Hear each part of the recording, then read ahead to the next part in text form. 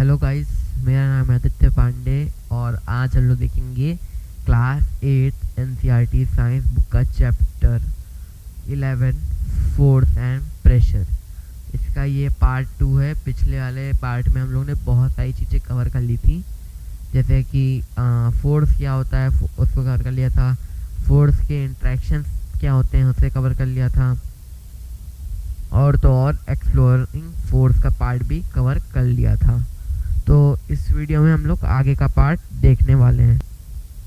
तो हम लोग को यहाँ से इस पार्ट से कुछ कवर करना था चीज़ों को, ठीक है। तो इस पार्ट में हम लोग क्या बताया गया है, एक्टिविटी 11.5 के बारे में इसमें बताया गया हम लोगों को कि कुछ सिचुएशन ऐसी होती हैं जिसमें जो है कॉलम 1 और कॉलम 2 में मतलब इसके बारे में दिया है टेबल 11.2 में। तो ये टेबल 11.2 है, studying effects of the force of object, lump of dough on a plate, pressing it down in the hand. तो हैंड से प्रेस करना क्या होता है, change it state of motion, change it shape. तो चेंज इट ए शेप होगा yes, ठीक है।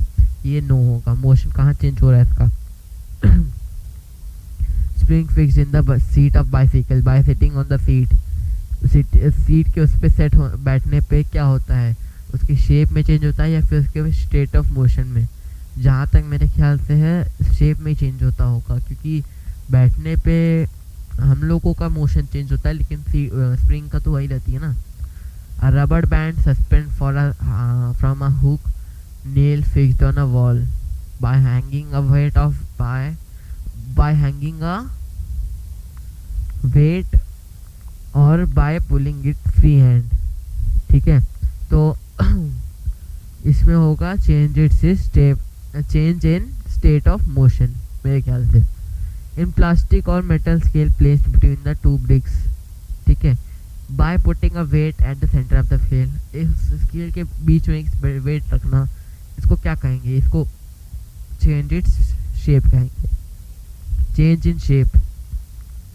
मेरे ख्याल से हो सकता है गलत भी हो, लेकिन आप लोग कमेंट में बताना कि क्या मतलब इसके सही आंसर क्या हो सकते हैं। तो हम लोग आगे बढ़ते हैं इस टॉपिक पे। एक्टिविटी तो मैंने बता दी ज़्यादातर।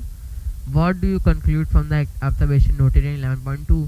What happen when you apply a force on a inflated balloon by pressing it between your palms. Inflated balloon के बीच में अब दोनों मतलब इन्फ्लेटेड बैलून को अपने भी हाथों के बीच में रख दो और दोनों हाथ से उसको प्रेस करो, तो क्या होगा इस बैलून का। What happens to the shape of the ball of the dough when it's rolled and make a चपाती। जब चपाती बनाते हैं हम लोग बॉल ऑफ डो से, तो उसका होता क्या है इसको उससे। What happened when you press a rubber ball placed on a table? एक टेबल पे रबड़ बॉल रखी है, उसका क्या होगा। In all these examples we saw that the application of force of an object may change its shape। इसमें हम लोग ये देखे कि जो है वो सारे के सारे जितने भी चीज़ें थी वो अपने अपने ऑब्जेक्ट मतलब शेप चेंज किया। तो इसमें ये चीज़ change in state of motion no होगा सब में, और चेंज इन शेप यस होगा, यानी कि सारी चीज़ें अपना शेप को चेंज कर रही हैं फोर्स लगने पे। उन पे जब फोर्स लगेगा तो वो अपनी चीज़ें, वो जितनी भी चीज़ें हैं वो अपना शेप चेंज कर रही हैं। तो गाइस आगे देखते हैं आगे क्या लिखा है इसमें। आगे ये है कि having performed all about the activity you would have realized that a force may make an object move from rest। आपने इन सब एक्टिविटीज देखा कि जो एक फोर्स क्या क्या कर सकता है। फोर्स जो है एक ऑब्जेक्ट को अपनी रेस्ट पोजीशन में मूव करवा सकता है। मे change the speed of object if it is moving, वो उसकी स्पीड चेंज कर सकता है, अगर वो मूव कर रहा हो उस ऑब्जेक्ट की स्पीड चेंज कर देगा। मे change the direction of the motion of the object, उस ऑब्जेक्ट के जो मोशन है उसका डायरेक्शन चेंज कर देगा। may bring about a change in the shape of an object, या तो फोर्स उस ऑब्जेक्ट के शेप में चेंज ला सकता है। may cause some और all of these effects, और इन सब जितने भी इफेक्ट्स मैंने बताए ये सब इफेक्ट्स में से कुछ का वो फोर्स अप्लाई कर सकता है। तो यहाँ पर आगे हम लोग देखते हैं while a force may cause one or more of these effects। जब जो है एक फोर्स इनसे एक या उससे ज़्यादा, मतलब ये जितने भी फोर्स के मैंने बताए, तो हो सकता है कि वो एक चीज़ परफॉर्म करे या हो सकता है सारी चीज़ें ही परफॉर्म कर ले एक साथ। तो यही चीज़ यहाँ लिखी है। If it is important to remember that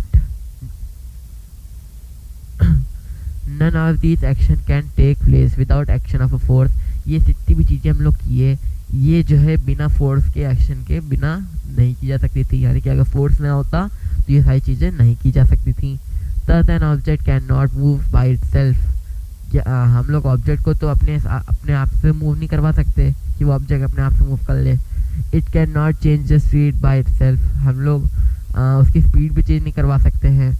it can not change direction by it self. अपनी डायरेक्शन भी नहीं चेंज कर सकता वो ऑब्जेक्ट, ठीक है। It shapes can not change by it self. उसका शेप भी अपने आप चेंज नहीं हो सकता। कुल मिला के बाद यही आती है कि फोर्स रहना ज़रूरी होता है। फोर्स ना होता तो हम लोग ऑब्जेक्ट का स्पीड नहीं चेंज कर सकते, उसका डायरेक्शन नहीं चेंज कर सकते, उसका शेप नहीं चेंज कर सकते, ठीक है, और उसको मूव भी नहीं कर सकते। अब हम लोग पढ़ते हैं 11.6 कॉन्टैक्ट फोर्सेस। अब कॉन्टैक्ट फोर्सेस क्या होते हैं, उसमें भी बहुत सारे पार्ट्स डिवाइडेड होते हैं कॉन्टैक्ट फोर्सेस में भी, जिसमें से एक है मस्कुलर फोर्स। मस्कुलर फोर्स क्या होता है, जब आप पुश करते हो या फिर लिफ्ट करते हो बुक को एक टेबल पे रखिए जो कि उसको पुश करते हो लिफ्ट करते हो, तो आप बिना किसी टच किए उसको क्या छू या फिर उसको कहने का मतलब ये है ना कि आप उस बुक को पुश कर सकते हो या उसको उठा सकते हो बिना टच किए। Can you lift a bucket और a water without holding it. क्या आप जो है बकेट ऑफ वाटर को बिना उसको पकड़े, उस बकेट को पकड़े ही उसको उठा सकते हो, एक बकेट ऑफ वाटर को। Generally to apply a force on an object your body has to be in contact with the object. एक फोर्स को अप्लाई करने के लिए आपकी बॉडी का और आपका वो जो ऑब्जेक्ट है उन दोनों का कांटेक्ट में रहना, मतलब कांटेक्ट में रहना इम्पॉर्टेंट रहता है, तभी फोर्स अप्लाई हो सकेगा। अगर आपके बॉडी और ऑब्जेक्ट कांटेक्ट में नहीं है तो यानी कि आपका फोर्स अप्लाई नहीं होगा। जैसे कि इसमें एग्जांपल दिया है, क्या आप जो है वाटर बकेट को या फिर बकेट ऑफ वाटर को बिना उसको पकड़े उठा सकते हो? ऐसा तो हो ही नहीं सकता। तो यही चीज़ यहाँ बताई गई है। द कॉन्टैक्ट में also with the help of stick of a piece of rope. एक स्टिक या फिर किसी पीस ऑफ रोप से भी ये पता चल सकता है, ठीक है। मतलब कांटेक्ट जो है इनसे लाया जा सकता है। जैसे बॉडी में आप अपने हाथों से उस स्टिक या रोप को पकड़ लिए हो और बकेट को आप रोप से बांध दिए हो, तब भी आप कांटेक्ट में ला सकते हो, ठीक है। when we push an object like a school bag or a bucket of water, where does the force come from? जब हम लोग जो है किसी बकेट ऑफ वाटर को या फिर जो है किसी भी स्कूल बैग को पुश करते हैं, तब फिर वो फोर्स आता कहाँ से है? This force is caused by the action of muscles in a body. ये फोर्स कहाँ से आता है? हम लोग की मसल से, यानी कि जो हम लोग की बॉडी में मसल्स हैं उनकी वजह से ये सारा फोर्स लगता है। This force resulting due to the action of muscles is known as muscular force. जो फोर्स मसल्स की वजह से लगता है उसे हम लोग कहते हैं muscular force. Animals also make the use of muscular force to carry out their physical activities and other task. Animals भी इन सब मस्कुलर फोर्सेस का इस्तेमाल करते हैं उनकी अपनी फिजिकल एक्टिविटीज़ और बाकी सारे टास्क करने के लिए। Animal like bullocks, horses, donkeys and camels are used to perform various task for us. अब हम लोग के लिए जो बुलक्स हो गई, हॉर्सेस हो गए, डंकीज हो गए और कैमल्स हो गए, ये सारे जो है होता है ना कार्ट खींच के ले जाते हैं ये सब एनिमल्स, तो वो भी हम लोग का टास्क आसान कर देते हैं। In performing these task they use muscular force. इन सब टास्क को परफॉर्म करने के लिए वो लोग कौन सा फोर्स इस्तेमाल करते हैं? मस्कुलर फोर्स इस्तेमाल करते हैं। Since muscular force can be applied only when it is in the contact with an object. जब एक ऑब्जेक्ट के साथ जो है मसल अपनी हम लोग की बॉडी या फिर जो मसल्स होती हैं वो कॉन्टैक्ट में आती हैं, तभी जो है मस्कुलर फोर्स अप्लाई हो सकता है। It is called the contact force. इसे हम लोग कॉन्टैक्ट फोर्स कहते हैं। कॉन्टैक्ट फोर्स का मैंने जब अगर मेन डेफिनेशन बोले तो मेन डेफिनेशन यही रहती है कि जब भी कोई भी ऑब्जेक्ट आपकी बॉडी के साथ कांटेक्ट में आए तो उससे जो फोर्स क्रिएट होता है उसे हम लोग कहते हैं contact force. Are these other types of contact force. क्या ये जो मस्कुलर फोर्स है क्या ये एक कांटेक्ट फोर्स नहीं है? Let us find out. चलिए देखते हैं। सॉरी गलत बोल गया मैंने। Are there any other types of contact force? क्या दूसरे भी कोई कांटेक्ट फोर्स होते हैं? चलिए देखते हैं। अब इसमें लिखा है फ्रिक्शंस मैंने एक चैप्टर बना रखा है पहले से एक वीडियो, अगर नहीं मिला है तो लिंक डिस्क्रिप्शन में मिल जाएगी। तो फ्रिक्शन से रिलेटेड का एक चैप्टर का वीडियो है। तो फ्रिक्शन से रिलेटेड का टॉपिक है, तो देखते हैं। Recall some of your experience, कुछ अपने एक्सपीरियंस को रिमेंबर करिए या फिर रिकॉल करिए। A ball rolling around the gradually slow down finally comes to rest, जब वो रेस्ट पोजीशन पे आती है कोई भी बॉल, तब जो है बता रही, अगर कोई बॉल चल रही है तो एक टाइम आएगा जब स्लो हो जाएगी और वो रेस्ट पोजीशन पे आ जाएगी। When we stop pedalling a bicycle it gradually slow down and finally comes to the stop. ठीक है, जब जो है हम लोग बाइसाइकिल को पैडल कर रहे हैं तब जो है धीरे धीरे वो स्लो डाउन हो जाएगी पैडल, और जो है एक समय आएगा जब वो रुक जाएगी। अ कार और scooter also come in rest position when it's enjoy switch off. अगर आप एंजॉय स्विच ऑफ कर दिए कार का, तो आपने देखा होगा कि जो कार को न्यूट्रल गियर पे लगाते हैं तो फिर कार चलती चली जाती है और एक पोजीशन आती है जब उसकी स्पीड धीमे हो जाती है, या फिर 10 या फिर 9 0 पे उसकी स्पीड आ जाती है। Similarly boat comes to the rest if we stop rowing it. अगर हम लोग उसको रो ही ना करें, यानी कि जो डंडा होता है उससे जो हम लोग पानी को पीछे फेंकते हैं फोर्स लगा के, अगर हम लोग वो चीज़ ही ना करें तो फिर एक समय आएगा कि जब बोट भी रुक जाएगी।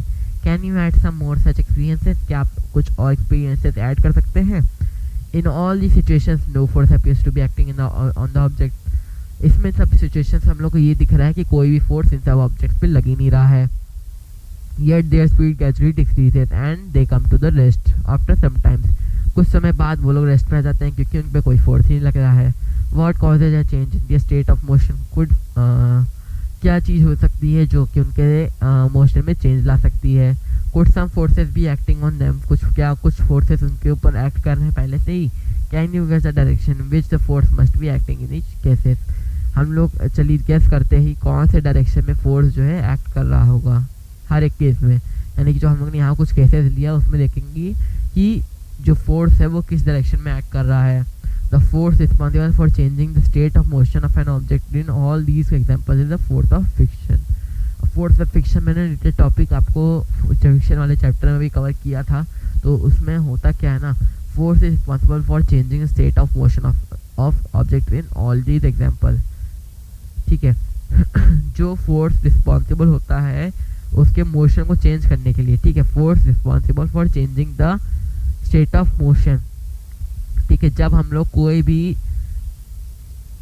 फोर्स मतलब एक तरह से जो कोई भी फोर्स जब रिस्पॉन्सिबल होता है उस ऑब्जेक्ट के मोशन को चेंज करने में, तभी उसे हम लोग कहते हैं फोर्स ऑफ फ्रिक्शन। ठीक है, मतलब कोई भी ऑब्जेक्ट फोर्स की वजह से अब उसका डायरेक्शन चेंज कर दे रहा है, ऑब्जेक्ट का उसका मोशन चेंज कर दे रहा है, स्टेट ऑफ मोशन चेंज कर दे रहा है, उसकी स्पीड धीमी कर दे रहा है, बढ़ा दे रहा है, तो उसे हम लोग कहते हैं force of friction. It is the force of friction between the surface of the ball and the ground that brings the move ball to the rest. ठीक है, ये फोर्स ऑफ फ्रिक्शन ही होता है बॉल के साथ और उसका ग्राउंड का, बॉल और ग्राउंड के बीच में फोर्स ऑफ फ्रिक्शन ही लगा रहता है, जिसकी वजह से बॉल एक समय पे रेस्ट पोजीशन पे आ जाती है। तो फोर्स फ्रिक्शन क्या करता है, जो मोशन होता है एक ऑब्जेक्ट का उसको चेंज कर देता है, उसके स्टेट को चेंज कर देता है। ठीक है, similarly friction between the water and the boat brings to a stop of one stop rowing. अगर हम लोग बोट को रोइंग करना स्टॉप कर दें तो एक समय आएगा कि वो रुक जाएगी। क्यों रुक जाएगी? क्योंकि force of friction between the water and the boat, इसकी वजह से। ठीक है, the force of friction always act as all the moving object and its direction is always opposite to the direction of motion. The force of friction always acts on all the moving objects, हर एक object पे moving object पे force of friction apply होता है and its direction is always opposite to the direction of motion. इसकी जो direction होती है वो हमेशा अपोजिट होती है डायरेक्शन ऑफ मोशन से। यानी कि जो जैसे हम लोग ने मोशन, एक बॉल चलती जा रही है वो भी स्ट्रेट डायरेक्शन में, ठीक है, लेकिन जो फोर्स ऑफ फ्रिक्शन लगेगा वो कहाँ लगेगा, उसके अपोजिट डायरेक्शन की बैक साइड में। ठीक है, ऐसा कुछ होता है, तभी तो बॉल रुक जाती है एक समय पे। Due to contact between surfaces, कुछ पता तो नहीं, उसको देख लेते हैं ऊपर। यहाँ ये फिगर्स बनाई गई है। Muscular force of animal is used to carry out the many difficult task, बहुत सारे टास्क करने के लिए इसको करा जा रहा है। Since the force of friction arises due to the contact between the surfaces, उन सरफेसेस के बीच में जो कॉन्टैक्ट होता है उसकी वजह से फ्रिक्शन अराइज हो जाता है। It is also example of contact force, एक इसका एग्जाम्पल है कॉन्टैक्ट फोर्स का। ठीक है, ये फ्रिक्शन वाला example. You will learn about the force in fiction वाले फोर्स इन चैप्टर 12, मतलब फिक्शन वाले फोर्स के बारे में आपको चैप्टर 12 में पता चल जाएगा, जिसका वीडियो ऑलरेडी बन चुका है और लिंक आपको डिस्क्रिप्शन में मिल जाएगी। You may be wondering whether it is essential for agent applying a force on an object be to be always in contact with it, let us find out. आप लोग को ये सोच रहे होंगे कि जो है ये एसेंशियल है कि जो एजेंट अप्लाई कर रहा है फोर्स को, यानी कि जो एजेंट अप्लाई कर रहा है फोर्स को, मतलब एक ऑब्जेक्ट पे फोर्स अप्लाई कर रहा है, यानी कि जैसे सपोज आप जो है एक ऑब्जेक्ट पे फोर्स अप्लाई करोगे तो उसे हम लोग कहेंगे ना आप एक एजेंट हो जो कि ऑब्जेक्ट पे फोर्स अप्लाई कर रहे हो। तो वही चीज़ लिखा है, यानी कि जो एजेंट या फिर जो इंसान या फिर कोई चीज़ किसी ऑब्जेक्ट पे अपना फोर्स अप्लाई कर रहा है वो हमेशा कांटेक्ट ही हो। ये क्वेश्चन हमेशा आप लोग के मन में हो सकता आ रहा हो, हमेशा नहीं मतलब हो सकता आपके मन में आ रहा हो कि जो हम लोग एजेंट होता है वो जब एक ऑब्जेक्ट पे फोर्स लगाता है अपना, तो वो हमेशा हो सकता है थोड़ी ना कि कांटेक्ट फोर्स ही हो। तो और क्या फोर्सेस के हो सकते हैं उनके बारे में हम लोग पढ़ेंगे। अगला फोर्स है नॉन कांटेक्ट फोर्स। अब नॉन कांटेक्ट फोर्स होता क्या है? सॉरी, एक्टिविटी 11.6 अब हम लोग एक एक्टिविटी के द्वारा इसको देखने वाले हैं। मैग्नेटिक फोर्स, मतलब देखो हम लोग ने अभी तक कांटेक्ट फोर्स के बारे में पढ़ा। कांटेक्ट फोर्स में भी दो टाइप के फोर्सेस थे, मस्कुलर फोर्स और एक फोर्स ऑफ फिक्शन, ठीक है। वैसे हम लोग पढ़ेंगे non contact forces. Non contact force क्या है? मैग्नेटिक फोर्स और इलेक्ट्रोस्टैटिक फोर्स। चलिए देखते हैं 11.6 एक्टिविटी, इसी से आपको मैग्नेटिक फोर्स समझ में आ जाएगा।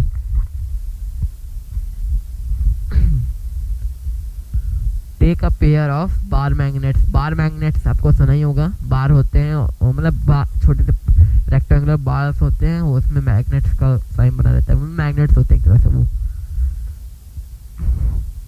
उन्हीं को बस आपको ले लेना है। Place the longer side of one magnet over the 3 round shape pencil और the wooden roller as shown in 11.10 figure.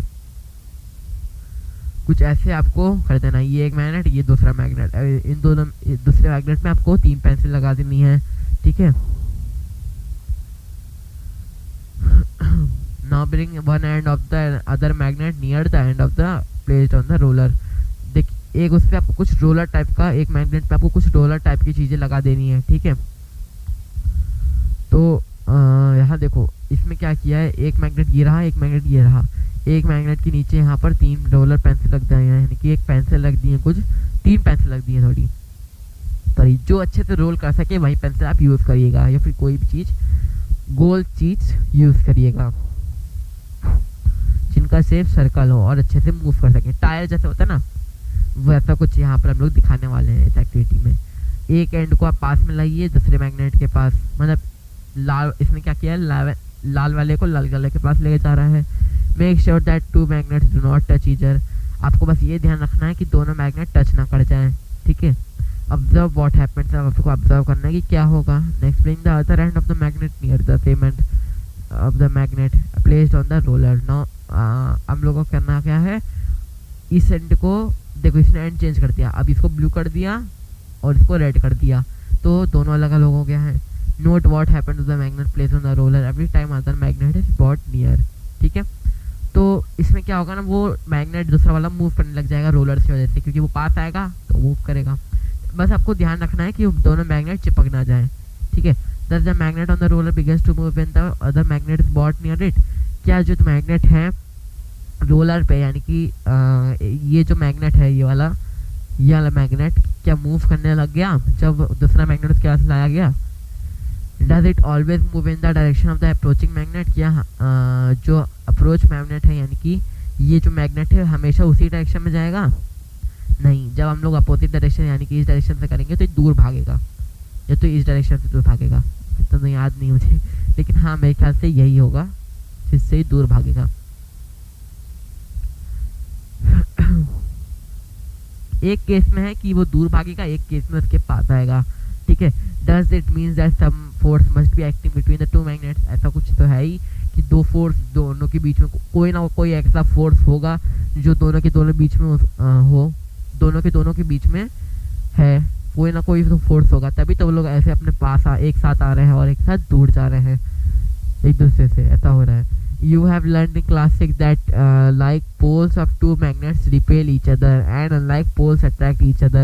आपने क्लास 6 में पढ़ा होगा कि जो पोल्स हैं मैग्नेट के वो रिपेल करते हैं एक दूसरे को, ठीक है। रिपेल मतलब या तो चिपकते हैं या तो उससे दूर भागते हैं, मतलब ऐसा तरह से repel each other and unlike poles attract each other, ठीक है। देखो इसमें मतलब क्या हुआ ना, रिपेल मतलब दूर भागते हैं और अट्रैक्ट मतलब अट्रैक्ट करते हैं। जो दो सेम पोल्स वाले मैग्नेट्स होते हैं, यानी कि जैसे मैंने बोला दोनों लाल लाल होंगे तो दूर भागेंगे, दोनों अलग अलग कलर के होंगे तो पास आएंगे, ठीक है। जैसे नॉर्थ और नॉर्थ होगा तो वो दूर, दोनों भागेंगे दूर, और अगर नॉर्थ और साउथ रहेगा तो दोनों अट्रैक्ट होंगे। ऐसे यहाँ पर लिखा हुआ है। ऐसा आपने क्लास 6 में पढ़ा होगा। attraction of attraction of repulsion between objects can also be seen as other from a pull pull।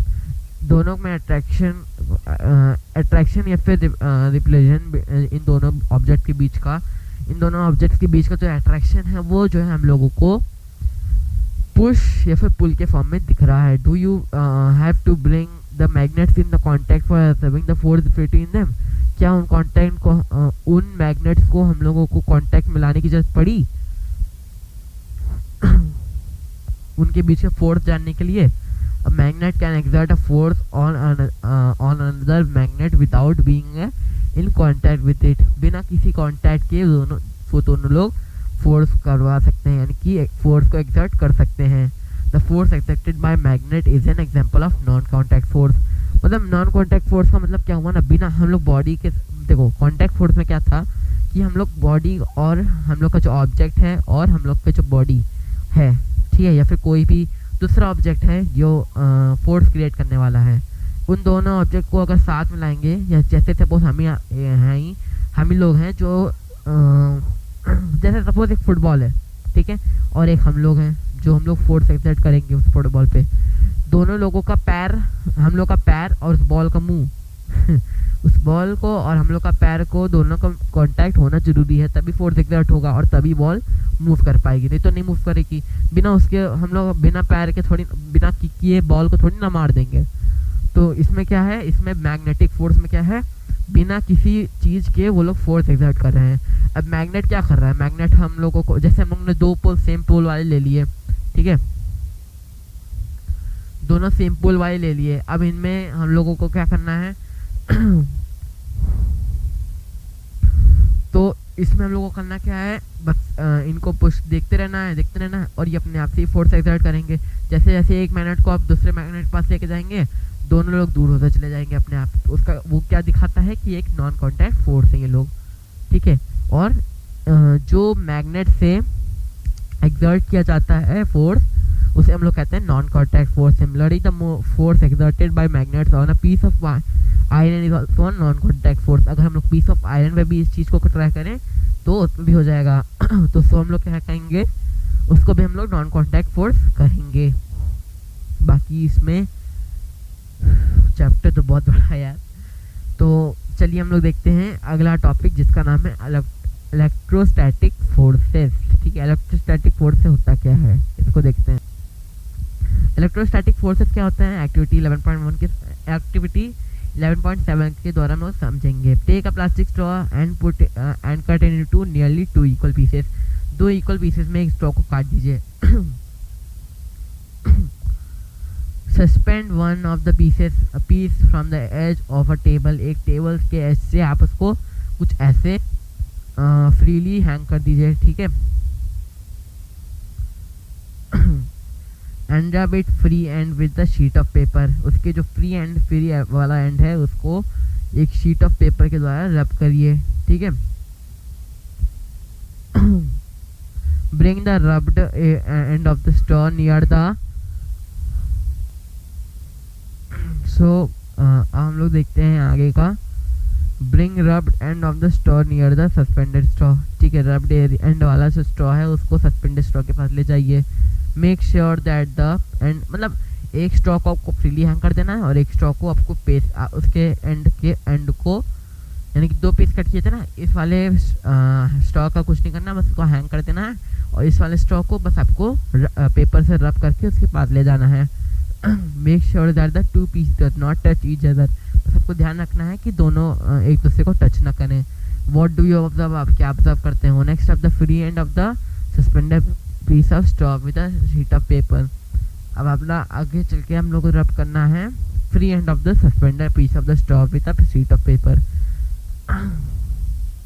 Suspended piece of straw को आपको रब कर देना है पीस ऑफ पेपर से, ठीक है। Again bring the piece of straw that was rubbed earlier with the paper near the free end. अब दोनों स्ट्रॉ को फिर से आपको मिलाना है। What do you observe now, अब आप क्या ऑब्जर्व करते हो? स्ट्रॉ ऑफ द सॉरी, आपको इसमें दिखाया है कि क्या क्या करना है। फिर इट है तो also been rubbed the sheet of paper.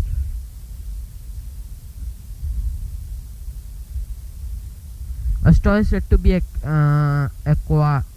acquired electrostatic charges after it has been rubbed with a sheet of paper। इसमें हम लोग कहते हैं कि जो स्ट्रॉ है वो इलेक्ट्रोस्टैटिक चार्ज जो है अप्लाई करता है या फिर एक्वायर करता है। जो स्ट्रॉ होता है वो इलेक्ट्रोस्टैटिक चार्ज अप्लाई करता है जब जो है एक दूसरे के पास खिलाया जाता है, ठीक है। मतलब सॉरी, जब हम लोग उसको पेपर से रब करते हैं, शीट ऑफ पेपर से। Such straw is an example of changed body. ये एग्जांपल है चार्ज बॉडी का, सॉरी चेंज्ड बॉडी बोल रहा हूँ, चार्ज बॉडी का एग्जांपल है ये। The force exerted by a charged body on another charge और uncharge body is known as electrostatic force. जब हम लोग एक चार्ज बॉडी को, मतलब ऐसा फोर्स जो जब एक चार्ज बॉडी दूसरी चार्ज या अनचार्ज बॉडी पे लगाती है तो उसे हम लोग कहते हैं electrostatic force. This force comes into play even when the bodies are not in contact. ये फोर्स तब भी हो सकता है जब एक बॉडी कांटेक्ट में, एक बॉडी दूसरे बॉडी के कांटेक्ट में नहीं हो। The electrostatic force therefore is another example of non contact force. Electrostatic force एक दूसरा एग्जांपल है नॉन कांटेक्ट फोर्स का।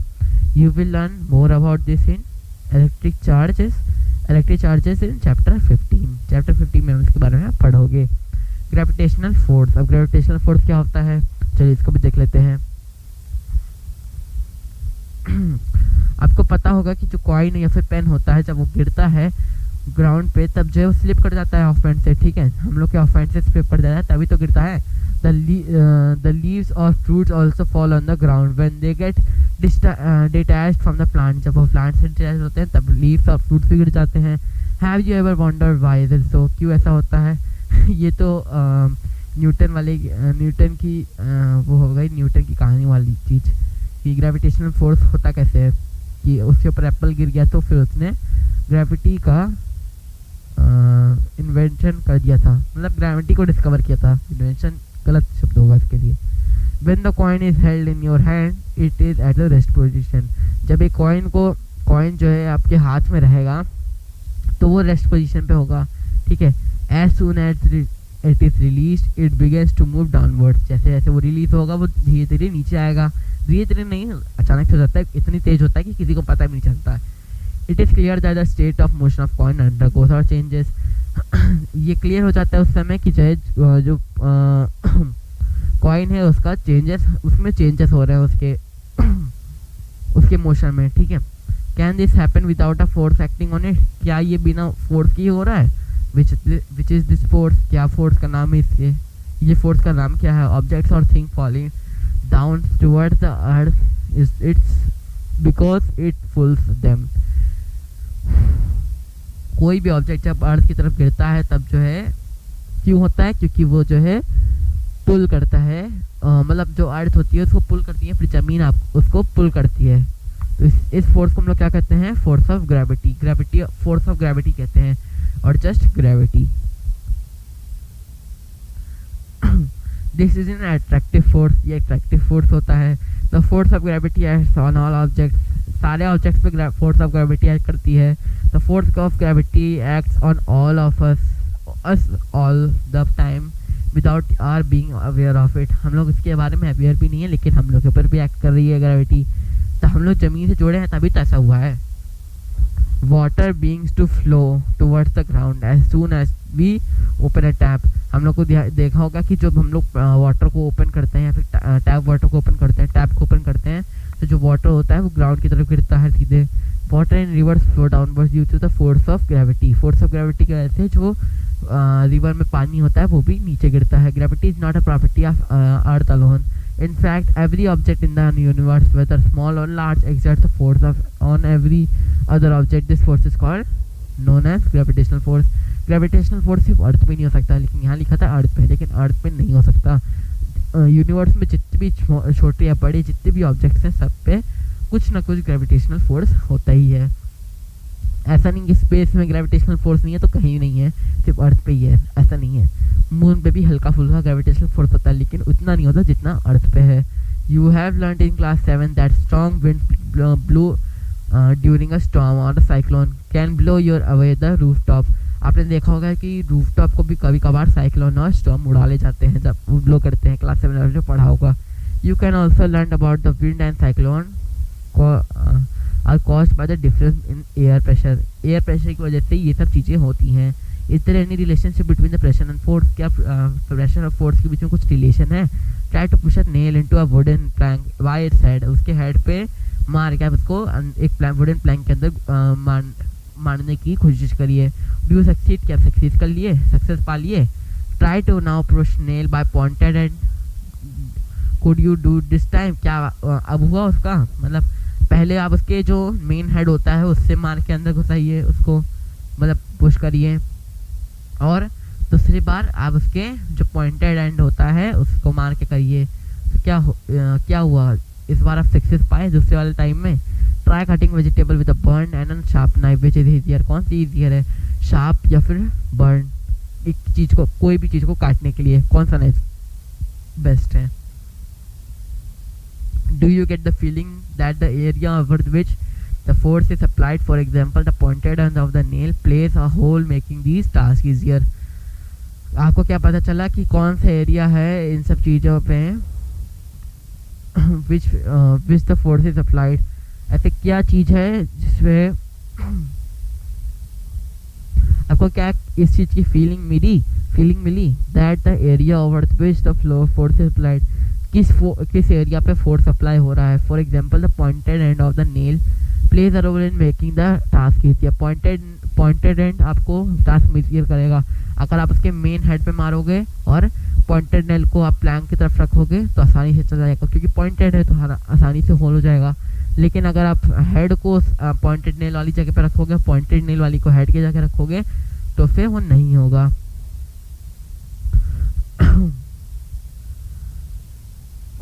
The force acting on a unit area of surface is called pressure. The force, ये बहुत ही ज़्यादा important है। Pressure होता क्या, फोर्स क्या होता है, दोनों ही चीज़ों को आप लर्न कर लीजिएगा, ठीक है।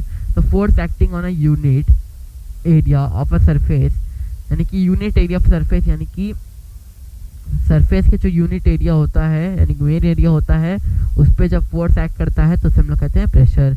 Pressure is equal to force upon area of on which it acts, ठीक है। प्रेशर का फॉर्मूला एक तरह से बताया गया है कि force upon area on which it acts, यानी कि जिस पे वो प्रेशर एरिया, जिस एरिया पे प्रेशर एक्ट कर रहा है, फोर्स एक्ट कर रहा है, तो उसे हम लोग कहते हैं एरिया ऑन विच एक्ट्स। उसकी जगह ये लिख दिया गया है और फोर्स को न्यूमरेटर में लिख दिया गया है एक तरह से, ठीक है। At this stage we consider only those forces which act perpendicular to the surface on which. इस केस में हम लोग को ये पता चला है कि हम लोग सिर्फ उसी केस को ले रहे हैं जो कि परपेंडिकुलर रहता है सरफेस पे, ठीक है। Which the pressure is to be computed, और जिस पे प्रेशर लगने वाला हो। Note that the area is in the denominator in the above expression. ऊपर के एक्सप्रेशन में आपने देखा कि जो एरिया है वो डिनोमिनेटर में है, और जो फोर्स है वो न्यूमरेटर में है। So the smaller area larger than the pressure of the surface. For the same force the area, पहले थोड़ा सा धीरे धीरे करके पढ़ते हैं। So the smaller area larger than the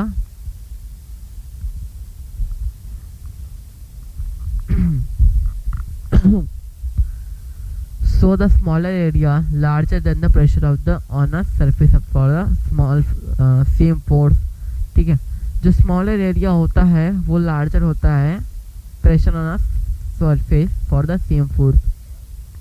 The area of the pointed end of the nail is much smaller than the out of its head. जितना छोटा एरिया होगा उतना जो है ज़्यादा बड़ा प्रेशर होगा, इतना ध्यान रखिएगा। एक सरफेस पे जितना छोटा एरिया होगा उस सरफेस का उतना बड़ा प्रेशर होगा। उसी सेम फोर्स के हिसाब से the area of pointed end of the nail is much smaller than the of its head. उसका जो पॉइंटेड नेल का एरिया है वो कुछ छोटा है, लेकिन जो हेड का एरिया है वो थोड़ा बड़ा है, तो इसलिए हेड पे फोर्स प्रेशर कम लगेगा, लेकिन एरिया उस पे पॉइंटेड नेल पे कम ज़्यादा लगेगा। The same force therefore produces a pressure. अब देखो इसमें एरिया किसका बताया जा रहा था, यानी कि पॉइंटेड नेल का, पॉइंटेड नेल के दोनों साइड्स का एरिया बताया जा रहा था, ठीक है। और नाइफ में क्या था, नाइफ का जो नुकीला पार्ट और बर्न पार्ट का था एरिया उसका बताया जा रहा था। The same force therefore produces a pressure sufficient to push the pointed end of the nail into the wooden plank. यही चीज बताया गया इसमें। Can you explain now how why shoulder bags are provided without a board strap? With board strap क्यों इतना बड़े strap के साथ। अच्छा देखो अब ये थोड़ा सा बेस्ट एग्जांपल इन लोगों ने दे दिया कि जो आपके बैग्स होते हैं वो बड़े स्ट्रैप्स वाले होते हैं, अगर जहाँ से आप टांगते हो अपने शोल्डर पे वो थोड़े बड़े स्ट्रैप्स होते हैं। क्यों होते हैं, क्योंकि जो है जितना बड़ा एरिया उतना कम प्रेशर, यानी कि आप पे प्रेशर कम पड़े इसलिए उनका स्ट्रैप बड़ा होता है। जितना बड़ा प्रेशर होगा उतना बड़ा जितना बड़ा एरिया होगा उतना छोटा प्रेशर होगा। अगर उनका स्ट्रैप छोटा कर दे तो आपके ऊपर प्रेशर ज़्यादा बढ़ जाएगा। आप जो नॉर्मल वाले बैग लेके जाते हो, मतलब पतले स्ट्रैप वाले बैग लेके जाते होगे, तो उसमें अगर आप ज़्यादा सामान ले लोगे तो फिर आपका प्रेशर आपके ऊपर प्रेशर बढ़ जाएगा। या फिर आप कैरी बैग्स को ही देख लो, उसमें थोड़े पतले स्ट्रैप्स होते हैं, तो आपके ऊपर ज़्यादा सामान होने पे उसमें आपके ऊपर ज़्यादा प्रेशर बढ़ जाता है। तो यही चीज़ यहाँ बताई गई है। And why the tools meant for cutting a piercing always have a sharp edge. कहाँ है जो है एक पियर्सिंग या फिर कटिंग, जब हम लोग टूल्स काटते हैं तब जो है शार्प एजेस क्यों होते हैं उसके पियर्सिंग के। Do liquid can also exert pressure. क्या लिक्विड और जो गैस होता है वो भी प्रेशर एक्सर्ट करते हैं। Does it also depend on the area on which the force acts.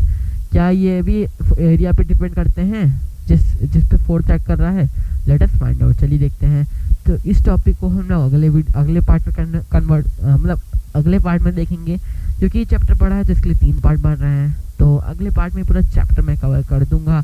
और तब तक के लिए हम लोग के चैनल को सब्सक्राइब कर लीजिए और इस वीडियो को लाइक कर लीजिए। और मैं आपको मिलता हूँ अगले वीडियो में। Thanks for watching.